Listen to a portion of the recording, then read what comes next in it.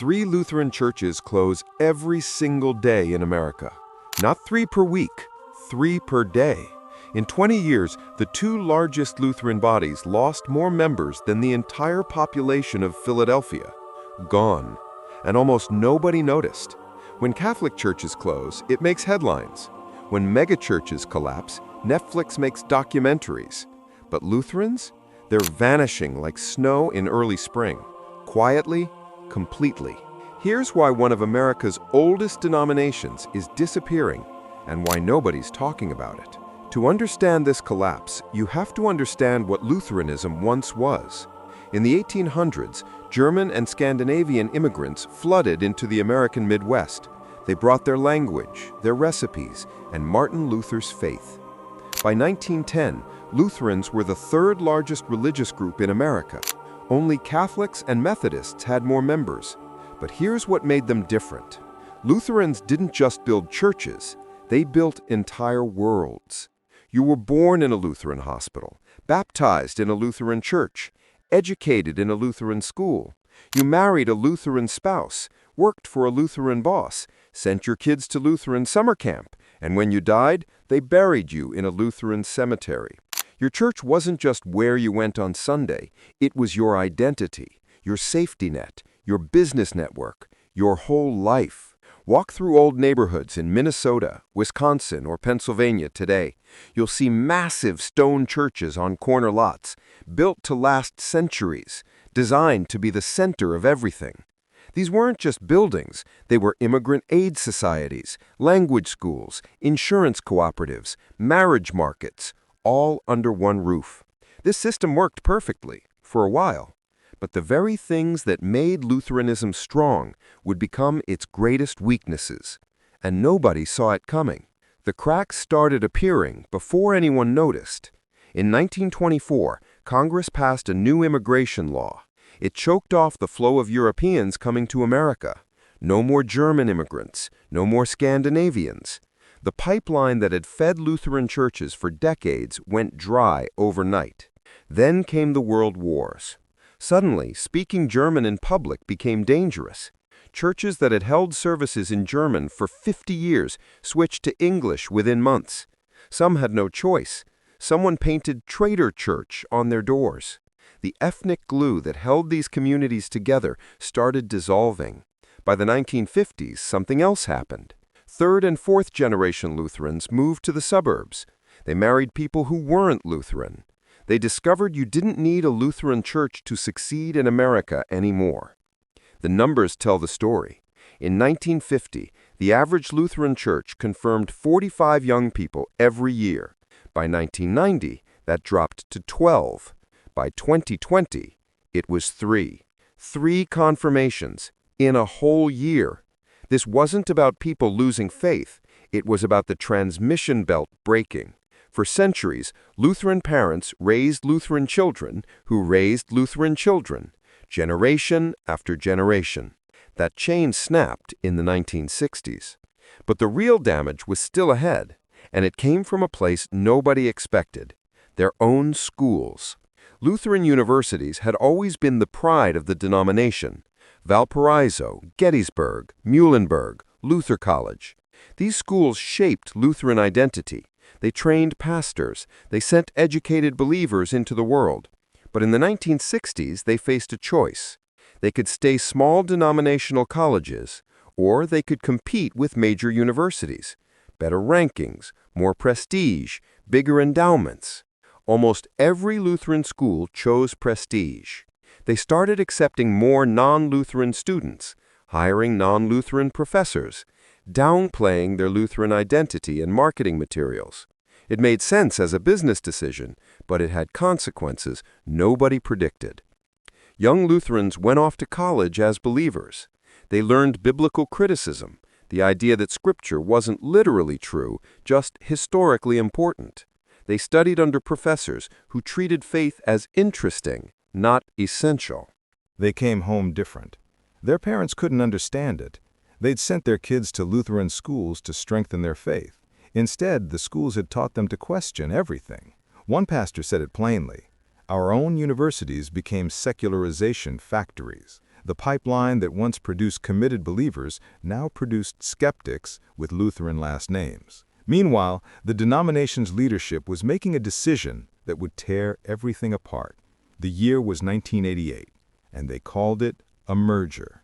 In 1988, 3 separate Lutheran groups decided to become one: the Lutheran Church in America, the American Lutheran Church, the Association of Evangelical Lutheran Churches. Together, they formed the Evangelical Lutheran Church in America, the ELCA. On paper, it made perfect sense: combine resources, eliminate redundancy, present a unified voice to the world. In reality, they just forced incompatible people into the same house. Traditionalists who believed every word of the Bible was literally true now sat in meetings with progressives who saw Scripture as a historical document. Rural conservatives who opposed women's ordination were suddenly in fellowship with urban liberals pushing for full gender equality. Nobody wanted to fight, so they didn't. Not openly. Instead, the ELCA entered a cold civil war. Polite on the surface, furious underneath. Church meetings became battlegrounds disguised as discussions. Every vote felt existential. Every decision left someone angry. For 20 years, they held it together. Barely. Then came 2009. The ELCA voted to allow gay and lesbian clergy in committed relationships. The denomination framed it as justice, as inclusion, as evolution. They thought they were moving forward. What happened next looked more like an explosion. Over 600 congregations left the ELCA in the following years. They took their buildings, their money, their people. But here's the detail that matters most. These weren't just any churches. They were disproportionately the younger congregations, the growing ones. Churches in the South and West with families and children and momentum. Meanwhile, the churches that stayed were older, shrinking, concentrated in the Rust Belt and Upper Midwest. The ELCA had driven away its only sources of life. In a single decade after the split, they lost over 20% of their members. Sunday attendance collapsed even faster. The conservative Missouri Synod thought they'd benefit. They didn't.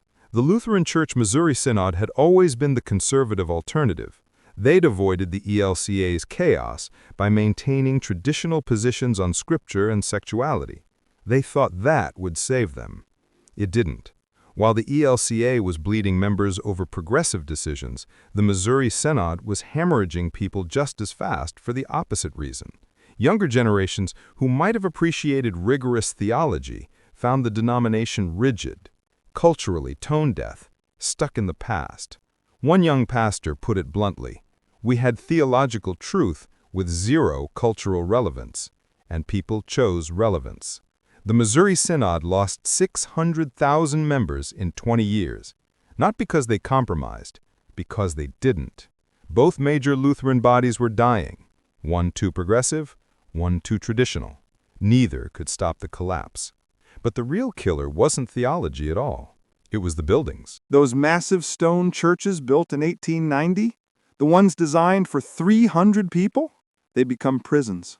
A church in Pennsylvania shows how it works.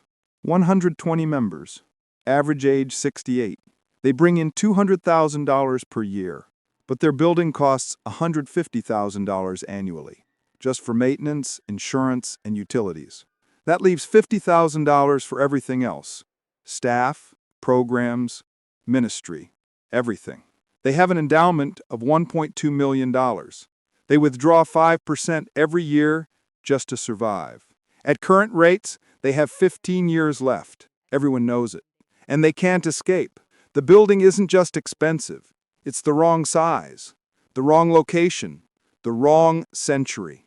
It was designed for an era when people lived in the same neighborhood for 30 years, when church was the center of community life, when you walked there on Sunday mornings. That world doesn't exist anymore. In 1960, the average American stayed in the same house for 12 years. Today, it's less than 6. People move for jobs, for relationships, for lifestyle. When a young couple with kids moves to a new city, they're not asking, "Where's the Lutheran church?" They're asking, "Where can we find community?" They visit the old Lutheran church once. They see 65 elderly people in a building built for 300. Empty Sunday school rooms. An organ that sounds hollow because there aren't enough voices to fill the space. Everyone's welcoming. Everyone's kind. But the young couple can feel it. This church is dying. They smile. They thank people. They never come back. Meanwhile, some Lutheran churches found a solution. And it reveals something disturbing about the whole crisis. The churches that are growing made one key decision. They stopped calling themselves Lutheran. In Austin, Texas, a Lutheran church launched 5 years ago. It's thriving. Young families, growing attendance, vibrant community. Its name? Resurrection Church. No mention of Lutheran in the name. The website lists their denomination in small print at the bottom. Their worship looks identical to non-denominational evangelical churches. The pastor wears jeans. This pattern repeats across the country. Charlotte, Denver, Phoenix. The successful new Lutheran churches have learned something crucial. In 21st century America, being Lutheran is a liability. When people hear Lutheran, they picture elderly Scandinavians eating casseroles in a church basement. It's not threatening. It's not offensive. It's just irrelevant. So growing Lutheran churches camouflage themselves. Lutheran in theology, carefully non-Lutheran in presentation. This creates a brutal paradox. The churches that survive do so by hiding what they are. The churches that proudly maintain their Lutheran identity are dying. The brand itself has become toxic. Not because Lutheranism did something wrong, but because it's associated with decline, with aging, with the past. And the future looks even worse. Demographers have run the projections. They've done the math, and the numbers are unforgiving. If nothing changes, the ELCA will have fewer than 2 million members by 2040. That's a 70% decline from peak. The LCM will drop below 1 million. By 2050, the median Lutheran congregation in America will have fewer than 40 members. The median age will be over 70. But the seminary numbers reveal an even darker reality. In 2000, Wartburg Seminary graduated 42 new pastors. In 2020, Luther Seminary in Minnesota once had 700 students. Today, it has fewer than 200. The pipeline is collapsing. Pastors entering ministry today face a grim reality. They'll serve congregations of less than 90 people. They'll earn below median income. Many will need second jobs. And they know with certainty that the church they're serving will likely close in their lifetime. 30% of Lutheran pastors quit within their first 5 years. Not because they lost faith, because the institution is dying around them. Some Lutheran leaders say these projections aren't destiny, that radical change is still possible. They point to exceptions, signs of life in unexpected places, and those stories reveal something important. A Lutheran church in Detroit was dying. Massive building, mounting debt, aging members. Then they made a radical choice. They sold the building, paid off every debt, moved into a storefront. With the leftover money, they endowed scholarships for neighborhood kids, funded community development, invested outward instead of inward. Something unexpected happened. They started growing. People were drawn to a church focused on mission instead of maintenance. In Colorado, a Lutheran pastor started a church with no building at all. They meet in homes, coffee shops, parks. No staff, no overhead, no institutional machinery. The pastor works as a teacher, serves the congregation nights and weekends. They're young, growing, alive. When asked if they consider themselves Lutheran, the pastor said something striking. We're more Lutheran than the big churches.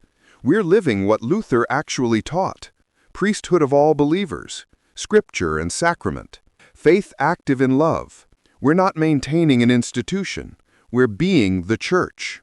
Maybe the collapse of institutional Lutheranism is making space for something more authentic. Or maybe we're just watching the end. 3 churches per day. Each one holds a final service. People sing hymns they've sung for decades. They share communion one last time. They tell stories about weddings and baptisms and funerals in that space. Then they lock the door, get in their cars, drive away. The next week, a developer buys the building. This is happening right now. 3 times today, 3 times tomorrow. The denomination that built the Midwest is disappearing. And the question nobody can answer is whether what's dying is just an institution or something we'll realize we needed only after it's gone.